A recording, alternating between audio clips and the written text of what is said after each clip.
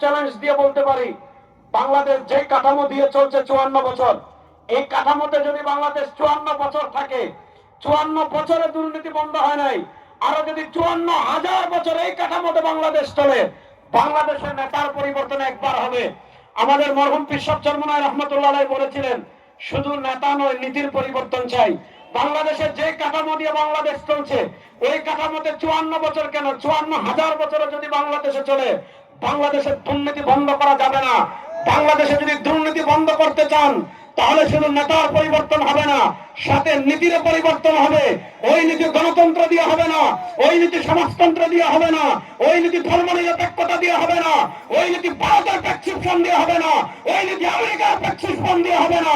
যদি দুর্নীতি বন্ধ করতে চান, মাত্র 1 মাসের জন্য বিচার ব্যবস্থা ইসলামকে নিয়ে আসেন, শরিয়াকে নিয়ে আসেন, কোরআনকে নিয়ে আসেন। দুর্নীতি আমাদের বাংলাদেশের আরেকটা মৌলিক সমস্যা, চাঁদাবাজি। আমাদের বাংলাদেশে অনেক রাজনৈতিক দল আছে, চাঁদা না থাকলে তাদের কর্মী পাওয়া যায় না, দুর্নীতি না থাকলে তাদের দলের নেতা পাওয়া যায় না। আমাদের বাংলাদেশের ভিতর অন্যতম ব্যবসায়ী জেলা হিসাবে প্রসিদ্ধ হলো নরসিংদী। এখানে কেউ ছোট্ট আঙ্গুরের দোকান নিয়ে বসলে তাকেও চাঁদা দিতে হয়, কাপড়ের দোকান তাকেও চাঁদা দিতে হয়, মোড়ে যে চটপটি বিক্রি করে তাকেও চাঁদা দিতে হয়, তারপরে হলো ভেনে যে সবজি বিক্রি করে তাকেও চাঁদা দিতে হয়। চাঁদা দিতে দিতে দিতে দিতে মানুষের নাবিশ্বাস উঠে যাচ্ছে। আমি আপনাদেরকে আল্লাহর নামে কসম করে বলে যাই, এই নরসিংদী জেলায় হাত পাকা প্রতীকের যতজন প্রার্থী আছে, আপনারা তাদেরকে ভোট দিবেন। আপনারা 12 তারিখ তাদেরকে ভোট দিয়ে বিজয় করে জাতীয় সংসদে প্রেরণ করবেন। যদি জাতীয় সংসদে তাদেরকে প্রেরণ করেন, আগামী 5 বছর আপনারা নির্দ্বিধায় ব্যবসা করবেন। যদি কেউ একটা টাকা চাঁদা তোলার জন্য আপনাদের কাছে আসে, মৌসুমী রাজপথে খাম্বায় গেলে রাজপথ চাঁদাবাজি করতে দেবো না। আমাদের বাংলাদেশের আরেকটা সমস্যা হলো, আমাদের নেতারা তাদের কর্মীদেরকে মারামারিতে পাঠায়, কর্মী মারা যায়, সমর্থক মারা যায়, মায়ের কোল খালি হয়, স্ত্রী বিধবা হয়, সন্তান পিতৃহারা হয়, আর লাশের ব্যবসা করে নেতা মামলা বাণিজ্য করে, নেতা কোটি কোটি টাকা কামায়। আপনারা জানেন নরসিংদীর রায়পুরা চরাঞ্চল, সেখানে রাজনীতিকে কেন্দ্র করে কিছুদিন পর পর আমরা পত্রিকায় দেখি, কিছুদিন পর পর আমরা পত্রিকায় দেখি, আমরা খবরে দেখি, সেখানে মানুষের লাশ। কেন মানুষের লাশ? এই লাশ নিয়ে রাজনীতি করা হয়। রাজনীতিবিদরা চায় লাশ পড়ুক, লাশ পড়লে তার লাভ। এই লাশের রাজনীতি বাংলাদেশে 54 বছর দেখেছেন, খুনের রাজনীতি বাংলাদেশে 54 বছর দেখেছেন, দুর্নীতির রাজনীতি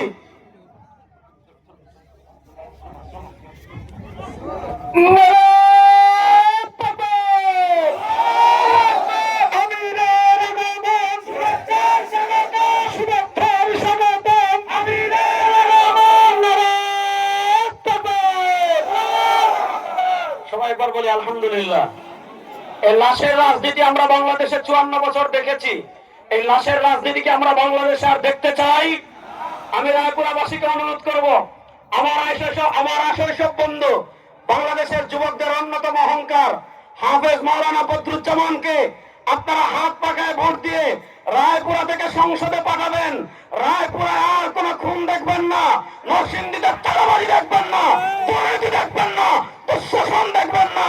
হযরত ওমর রাদিয়াল্লাহু তাআলা আনহু যেভাবে মানুষের দ্বারে দ্বারে ঘুরে রাষ্ট্রের আমানত পৌঁছে দিয়েছিলেন, আপনারা সংসদ সদস্যদেরকে সংসদে পাঠালে তাদের কাছে আপনারা যাওয়া লাগবে না, তারাই আপনাদের কাছে 5 বছর করে থাকবে ইনশাআল্লাহ। এবং আমি আপনাদেরকে ওয়াদা দিয়ে যাই, আমাদের বাংলাদেশে একটা বড় সমস্যা কি জানেন? আমাদের বাংলাদেশে একটা সমস্যা হলো, যারাই ক্ষমতায় আসে তারাই মামলা বাণিজ্য করে। যারা বিরোধী দলে থাকে তাদেরকে বিভিন্ন মামলায় জর্জরিত করে রাখা হয়। আগে যখন আওয়ামী লীগ রাষ্ট্র ক্ষমতায় ছিল, আমরা দেখেছি আমাদের বিএনপির ভাইরা পালিয়ে বেড়ানো লাগে। এখন আওয়ামী লীগ নাই, যে আওয়ামী লীগ 17 বছর ছিল তারা এখন পালিয়ে বেড়াচ্ছে। শোনেন, ইসলাম বিধর্মীদের, শুধু মুসলমানদের না, ইসলাম বিধর্মীদের এই পরিমাণ অধিকার দিয়েছে। আমার নবী সাল্লাল্লাহু আলাইহি ওয়াসাল্লাম হাদিসে কি বলেছেন? কেউ যদি বিধর্মী জিম্মি মুসলিম রাষ্ট্রে থাকে, তাকে যদি কেউ কষ্ট দেয়, রাসূলুল্লাহ সাল্লাল্লাহু আলাইহি ওয়াসাল্লাম বলেছেন কিয়ামতের মাঠে আমি আল্লাহর কাছে তার প্রতিপক্ষ হয়ে যাব। আমাদের বাংলাদেশের 54 বছরের এই যে কাঠামোগত সমস্যা, যে যারা ক্ষমতায় যায় তারা মামলা বাণিজ্য করে, আমি আপনাদেরকে এই দৃঢ়তার সাথে এই ওয়াদা দিতে পারি, নরসিংদীর প্রত্যেকটি আসনে আপনারা যদি হাত পাখা প্রতীককে বিজয় করেন, আপনি যেই দলের হন, আপনি যেই মতের হন, আপনি যেই আদর্শের হন, আপনি যেই ধরনের হন, আপনি যদি নিরাপদ হন, হাত পাখার এমপিরা আপনাদেরকে মায়ের মতো ছায়া দিবে।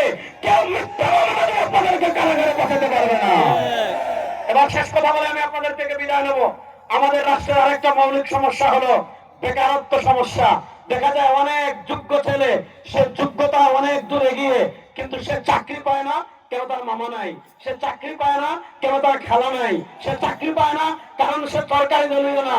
এইভাবে আমাদের বাংলাদেশে কাঠামোগত ভাবে 54 বছর থেকে বৈষম্য চাষ করে যোগ্যদেরকে যোগ্য জায়গায় না আনার কারণে আমাদের রাষ্ট্রে অপদার্থরা গিয়ে আমাদের রাষ্ট্রের 12টা বাজিয়েছে। ইনশাআল্লাহ যদি ইসলামী আন্দোলন বাংলাদেশের প্রার্থীদেরকে আপনারা ভোট দিয়ে সংসদে পাঠান, যোগ্যদেরকে তারাই খুঁজে বের করবে। এমপির পিছনে আপনি ঘুরতে হবে না, এমপিরা আপনাদেরকে খুঁজে যোগ্য জায়গায় বসিয়ে দেবে ইনশাআল্লাহ। আরেকটা কথা বলে শুনেন, আমাদের দেশে দেখবেন সরকারি অফিসে, ওরে আল্লাহ, তারেক রহমান সাহেব আইডি কার্ড এত সহজে পেয়ে গিয়েছেন।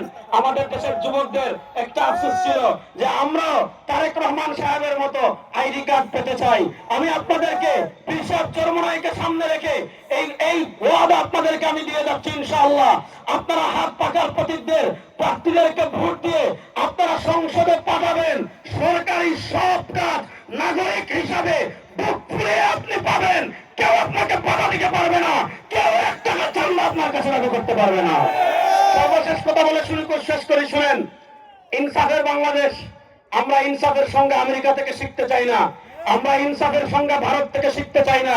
কারণ আমেরিকার ইনসাফের সংজ্ঞার ভিতর আপনার ট্রান্সজেন্ডার আছে, এলজিবিটিকিউ আছে, সমকামিতা আছে, আপনার যারা গুস্তাখে রাসূল তাদের অধিকার আছে, নানা মদ খাওয়ার অধিকার আছে।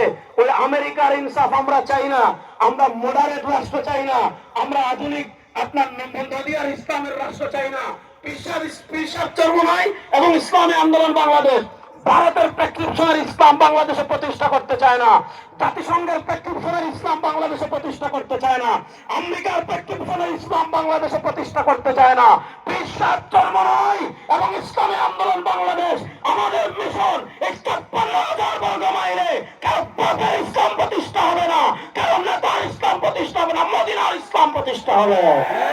মদিনার ইসলাম প্রতিষ্ঠা করার জন্য আপনারা প্রস্তুত আছেন না? নয়, মদিনার ইসলাম প্রতিষ্ঠা করার জন্য আগামী 12 তারিখ নরসিংদীতে হাত পাখার পক্ষে ভোটের একটা জাগরণ তৈরি করার জন্য আপনারা প্রস্তুত আছেন না? নয়,